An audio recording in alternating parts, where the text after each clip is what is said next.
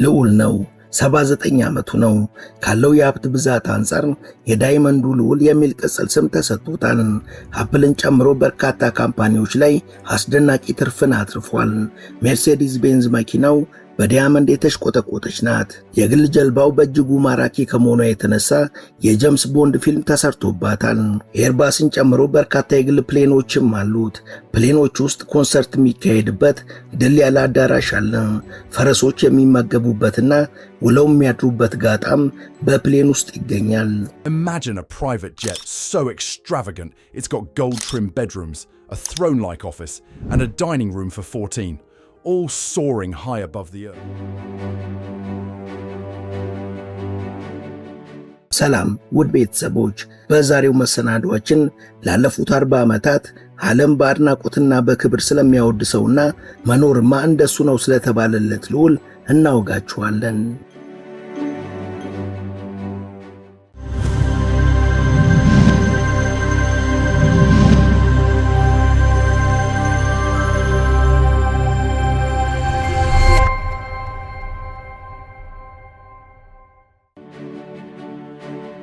ልዑል አልዋሊድ ቢን ተላል ይባላል። ከሳውዲ ንጉሳዊ ቤተሰብ የተገኘ ነው። የልዑሉ የሀብት ምንጭ በአብዛኛው እጅግ ከሰላው የቢዝነስ ዕውቀቱ የመነጨ ነው። ልዑሉ መቼ፣ የትና ምን ላይ ምን ያህል ኢንቨስት ማድረግ እንዳለበት ዘውትር ተገቢ ጊዜ ሰጥቶ ቀድሞ የሚያሰላ በመሆኑ ኢንቨስት ባደረገበት ዘርፍ ሁሉ በእጅጉ ውጤታማ ነው። ገና በወጣትነቱ የመልቲ ቢሊዮን ዶላር ባለሀብት መሆን የቻለውም በዚህ ብቃቱ ነው። አባትየው ታይብ ቢን አብዱልአዚዝ ምንም እንኳን የዘር ሐረጋቸው የሚመዘዘው ከንጉሳውያኑ ቤተሰብ ቢሆንም ለተወሰነ ጊዜ በገንዘብ ሚኒስቴርነት ተሹመው የማህበራዊ አገልግሎት ኃላፊነታቸውን የተወጡ ሰው ናቸው። የልዑል አልዋሊድ ቤተሰቦች የተለያዩት እሱ ገና የ7 ዓመት ሕፃን ሳለ ነበር። ፍቺውን ተከትሎ ልዑሉ ከእናቱ ጋር በመሆን ወደ ሊባኖስ ከሄደ በኋላ ፓውንድ ኮሌጅ በተባለ ትምህርት ቤት የመጀመሪያ ደረጃና የሃይስኩል ትምህርቱን ተምሯል። ልዑል አልዋሊድ ከወግ አጥባቂው የሳውዲ አረቢያ የንጉሳዊ ቤተሰብና ነፃ ከሆነው የሊባኖስ ሕዝብ ያገኘው ተሞክሮ በወደፊቱ ሰብዕናውና ማንነቱ ላይ ጉልህ አሻራን አሳርፏል።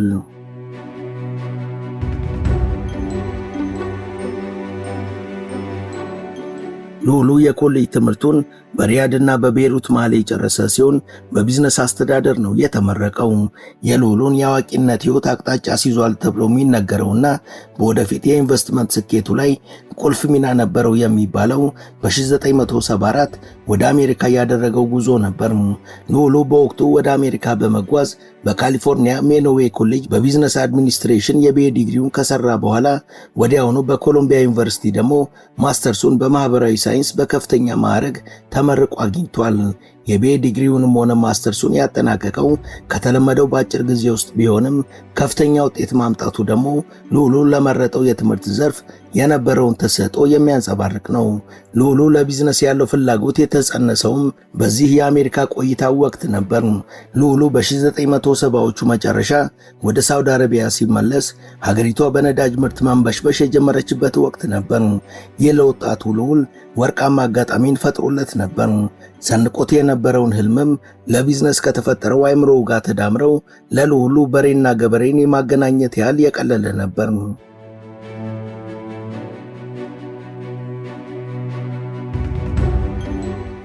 በ1979 ከምርቃቱ ጥቂት ጊዜ በኋላ ልዑሉ የ$30,000 ስጦታ፣ የ$3,000 ብድርና የመኖሪያ ቤት ወላጅ አባቱ ሰጥተውት ነበር። ይህን ጥሪት በመያዝ ልዑሉ ቀስ በቀስ ወደ ኢንቨስትመንቱ ዓለም እየተቀላቀለ የመጣ ሲሆን መጀመሪያ ላይ በሪል ስቴት ዘርፍ መሬት በመሸጥ ነበር የኢንቨስትመንት ተግባሩን አንድ ብሎ የጀመረው። የምርጫው የልዑሉን የቢዝነስ ችሎታ ያሳወቀ ሲሆን በዓለም አቀፍ ደረጃ አሻራውን ማሳረፍ የቻለው ግን በ1990ዎቹ መጨረሻ አካባቢ ነበር። በዚህ ወቅት ነበር ልዑል አልዋሊድ ዓለም አቀፍ ኢንቨስተር የሆነውና በርካታ ታዋቂ ካምፓኒዎች ላይ ከፍተኛ ደረጃ ባላቸው የኢንቨስትመንት ዘርፎች የተሰማራው። በዚህ የኢንቨስትመንት እንቅስቃሴው ልዑሉ ቀለል ያለ ግን ውጤታማ የሆነ ስትራቴጂን ነው የሚጠቀመው። ይኸውም በጊዜው አነስተኛ ግምት ወይም ዋጋ የተሰጣቸው ነገር ግን ተስፋ ያላቸው ካምፓኒዎች ላይ በድፍረት ኢንቨስት ያደርጋል። በዚህ መልኩ ኢንቨስት ያደረገባቸውና በወቅቱ አበቃላቸው ተብሎ የነበሩ ድርጅቶች እንደገና አንሰራርተው ልዑሉ ለተከታታይ በርካታ ዓመታት ከፍተኛ ምርት ሊያገኝባቸው ችሏል። በዚህ መልኩ ልዑሉ ሪስክ ወስዶ ኢንቨስት ካደረገባቸውና አበቃላቸው ተብለው ኋላ ላይ በሚገርም መልኩ ካንሰራሩ ካምፓኒዎች መሃል የባንኪንግ ዘርፉ ተጠቃሽ ነው።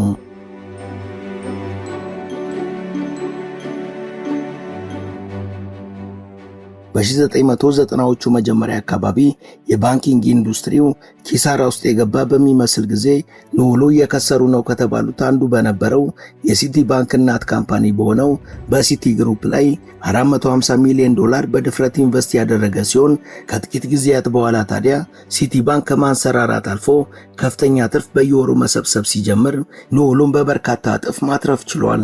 ሌላው ሊጠቀስ የሚገባው የአልዋሊድ ውጤታማ የኢንቨስትመንት ተግባር ኢንኮንፍሬትድ የተሰኘው ነው። በ1990ዎቹ መጨረሻ አካባቢ አፕል በቢዝነሱ ዓለም እየተንገዳገደ ነበር። የካምፓኒው የወደፊት ዕጣ ፈንታም አጠራጣሪ ሁኔታ ውስጥ ገብቶ ነበር። አፕል በዚህ አይነት ሁኔታ ውስጥ በነበረበት ጊዜ አልዋሊድ ግን ይታየው የነበረው እምቅ የሆነ የስኬት አቅምና ብሩህ የሆነ ቀጣይ ዘመን ነበር። እናም አስተዋዩ ልዑል በዚህ ግዙፍ የቴክኖሎጂ ካምፓኒ ላይ $113 ሚሊዮን ኢንቨስት ያደረገው ያለማመንታት ነበር። በወቅቱ እሱ እንዳሰበውም አፕል በፍጥነት ወደ ትርፋማነት ተሸጋግሮ በዓለም ላይ ከፍተኛ የዋጋ ተመን ካላቸው ካምፓኒዎች መሃል ቁንጮ ሆኖ መቀመጥ ችሏል። የአልዋሊድ ኢንቨስትመንትም ታዲያ በብዙ እጥፍ በማደግ ሁሉንም ዘመኖች የሚያሳዩ ሆቴሎችና ሪዞርቶችን እንዲሁም በአፕል ሲቲ ግሩፕና በቀድሞ ትዊተር በአሁኑ ኤክስ ካምፓኒ ላይ ተጨማሪ ኢንቨስትመንቶችን ማድረግ ችሏል። ይህ አይነቱ የቢዝነስ ውሳኔዎቹም አልዋሊድን በከፍተኛ ደረጃ ታዋቂ ያደረገውና ሌጋሲውን ትቷል የተባለለት ኢንቨስትመንቱ ደግሞ በሳውዲ አረቢያ የከተመው ኪንግደም ታወር የተሰኘው የህንፃ ግንባታ ሲሆን ይህ ህንፃ በወቅቱ በአገሪቷ በርዝመቱ ተወዳዳሪ ያልነበረው ሰማይ ጠቀስ ህንፃ ነበር። እዚህ ህንፃ ላይ አልዋሊድ ያወጣው ኢንቨስትመንት ቢዝነስ ብቻ አልነበረም፣ ይልቁንም ልዑሉን በተመለከተ ያልተጻፈ የማንነት መልእክት ነበር። ህንፃው አልዋሊድ ለሳውዲ አረቢያ መዘመን የነበረውን ህልምና ጉጉት በተግባር ያሳካበትና የራሱን አስተዋጽኦ ያበረከተበት ነው። ውድ የመሿለኪያ ላይፍ ቤተሰቦች አብራችሁን ስለሆናችሁ ከልብ እናመሰግናለን። በአጭር ጊዜ በበርካቶች ተወዳጅ የሆነችው መሿለኪያ ላይፍ ቻናል የበለጠ እንድታድግ ሰብስክራይብ ያላደረጋችሁ አንድ ጊዜ ሰብስክራይብ በማድረግ እንድንበረታ እንድታግዙን አስታውሰን ተረካችንን እንቀጥል። ልዑል አልዋሊድ ሕይወቱ በቢዝነስ ሩጫ ብቻ የተሞላ አይደለም። የ79 ዓመቱ ልዑል በቅንጦት መኖር ምን ማለት እንደሆነ ማሳያ መሆን የሚችል የኑሮ ዘይቤም አለው። አባካኝነት የሚመስለውን የልዑሉን ቅንጡ የኑሮ ዘይቤ የዓለማችን ጋዜጦችና መጽሔቶች የተለመደ ርዕስ አንቀጻቸው በማድረግ ለበርካታ ጊዜያት ዘግበውታል። ወደ ልዑሉ ጋራዥ ጎራ ካሉ በገበያ ለማግኘት ፍጹም ከባድ የሆኑ ቅንጡ መኪኖችንና በጣት በሚቆጠር ብዛት የተመረቱ እንዲሁም ዋጋቸው እጅግ ውድ የሆኑ መኪኖችን በብዛት ያገኛሉ። ከልዑሉ ብርቅዬ መኪና ስብስቦች ውስጥ በሱ ፍላጎት ላይ ተመስርቶ በትዕዛዝ የተመረተችው ሮይስ ፋንቶም ትገኝበታለች። የላምበርጊኒና የፌራሪ መኪኖችም ያሉት ሲሆን በዲያመንድ ያሸበረቀችው ሜርሴዲስ ቤንዝ መኪናው ተጠቃሾች ናቸው። ልዑሉ በርካታ የግል ጀልባና የግል ፕሌኖችም አሉት። ልዑሉ በባህር መንሸራሸር ሲያምረው የሱ ንብረት የሆኑ በርካታ ቅንጡ ጀልባዎቹ በምቾት ሊያስጉዙት ይጠባበቃሉ። ጀልባዎቹ የተለያዩና በርካታ ሲሆኑ እያንዳንዳቸው በግዝፈትም ሆነ በምቾት የየራሳቸው የሆነ መገለጫ አላቸው።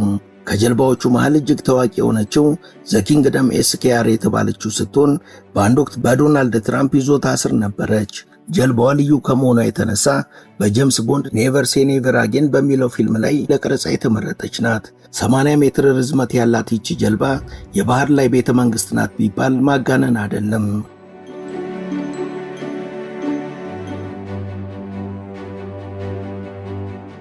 ልዑሉ ለበረራ የንግድ አውሮፕላኖችን አይመርጥም።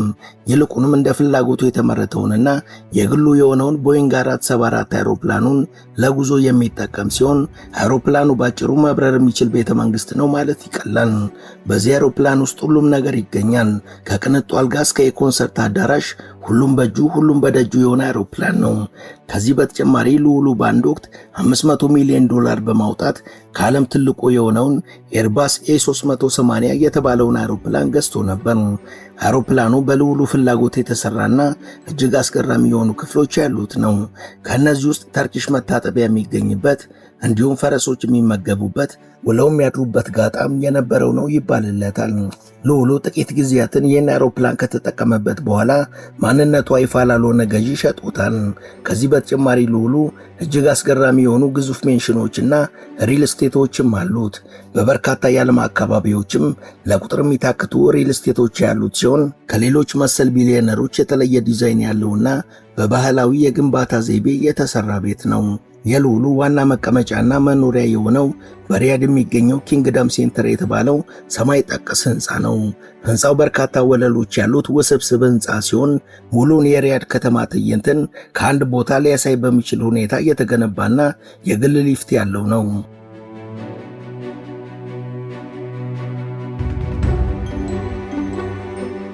ልዑሉ በሌሎች ቦታዎችም ታሪካዊ የሆኑ የመኖሪያ ይዞታዎች አሉት። ለምሳሌ ከፓሪስ አቅራቢያ የተንጣለለ ቪላ እንዲሁም በስፔን ሰፊ የመኖሪያ ይዞታ አለው። በአሜሪካ ቢቨርሊ ሂልስም እጅግ ሰፊ የሆነ ሜንሽን ያለው ሲሆን በለንደንም የመሳፍንቶች መኖሪያ አካባቢ ቅንጡ አፓርትመንት አለው። እነዚህ የልዑሉ መኖሪያ ቤቶች እንዲያው ቤቶች ተባሉ እንጂ ስፋታቸውን፣ የአርኪቴክቸር ዲዛይናቸውንና የሚሰጡትን አገልግሎት ለተመለከተ ቤተ መንግስቶች ናቸው ቢባል ማጋነን አይሆንም። ልዑሉ የግል ዝንባሌና የረፍት ጊዜ ሆቢዎችም አሉት። በተለይ ለአካል ብቃት እንቅስቃሴ ልዩ ትኩረት የሚሰጠው ይህ ልዑል ለዚህ ፍላጎቱ የሚያገለግሉና በሁሉ ነገራቸው የተሟሉ በርካታ ጂሞችም አሉት። ልዑሉ ለፈረስና ለፈረስ ስፖርትም የተለየ ፍቅር ያለው ሲሆን በርካታ የአረቢያ ዝርያ ፈረሶችንም ያረባል። በተለያዩ የፈረስ ስፖርት ውድድሮች ላይም ይሳተፋል። ይህ የ79 ዓመት ቢሊዮነር የሆነው ልዑል ለሰው ልጆች የሚቆረቆርና ሩህሩህ ልብ ያለው ሲሆን በበርካቶች ሕይወት ላይ አዎንታዊ ለውጥን ማምጣት የቻለ ነው። ልዑሉ በዓለም ላይ የራሱን የሆነ ትርጉም ያለውን እሴትን አበርክቶ የማለፍ መሪ ያለው ሰው ነው። ልዑሉ ጥቂት የማይባለውን የሀብቱን መጠን ለተለያዩ የበጎ አድራጎት ተግባራት ከፋፍሎ የመደበ ሲሆን አልዋሊድ ፋውንዴሽን በተሰኘው ድርጅቱ አማካኝነትም በርካታ የሰብአዊ እርዳታ ተግባራትን ያከናውናል።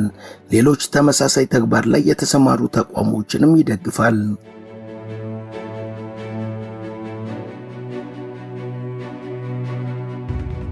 እሱ ያቋቋመው አልዋሊድ የበጎ አድራጎት ፋውንዴሽን ዓለም አቀፋዊ የእርዳታ ተቋም ሲሆን ከ90 በላይ በሚሆኑ ሀገራት ውስጥ ይንቀሳቀሳል። ተቋሙ የተመሰረተው በ1980 ሲሆን ትኩረቱን አድርጎ የሚሰራባቸው 4 ዋና ዋና ዘርፎችም አሉ። ማህበረሰባዊ እድገትና መርታ፣ በተፈጥሯዊ ወይም በሰው ሰራሽ አደጋ ጉዳት የደረሰባቸውን ዜጎች መርዳትና መልሶ ማቋቋም፣ ባህላዊ ትስስርና መቻቻልን መፍጠር እንዲሁም የሴቶችን ክህሎት ማዳበር የሚሉት ናቸው። የአልዋሊድ ፋውንዴሽን በእነዚህ ነገሮች ዙሪያ በተጨባጭ በርካታ ስራዎችን እንደሚሰራ ደግሞ በኤዥያ በመካከለኛው ምስራቅና በአፍሪካ ያከናወኗቸው ሰብአዊ እርዳታዎች ምስክሮች ናቸው። አልዋሊድ ቱጃር ብቻ ሳይሆን አርቆ አስተዋይ፣ የሰዎችንም ሆነ የአካባቢውን እምቅ ፖቴንሻል ከሌሎች በተለየ ፈጥኖ መረዳት የሚችልና ያንንም ወደ በጎ ውጤት መቀየር የሚችል ሰው ነው። አልዋሊድ የባህል የሃይማኖትና የጾታ ልዩነቶች በሁሉም ዘንድ በመቻቻል እንዲተገበሩ በመስራት በህዝቦች መካከል ከፍ ያለ የመግባባትና የመረዳዳት ሁኔታ በመፍጠር ዘላቂ የሆነ ሁለንተናዊ እድገት እንዲመጣ አስተዋጽኦ በማድረግ ዓለም የተሻለ ስፍራ ሆና ማየት የሁልጊዜ ራዕዩ ነው። ለዚህ መሳካት ደግሞ ሰርክ እየተጋ ነው።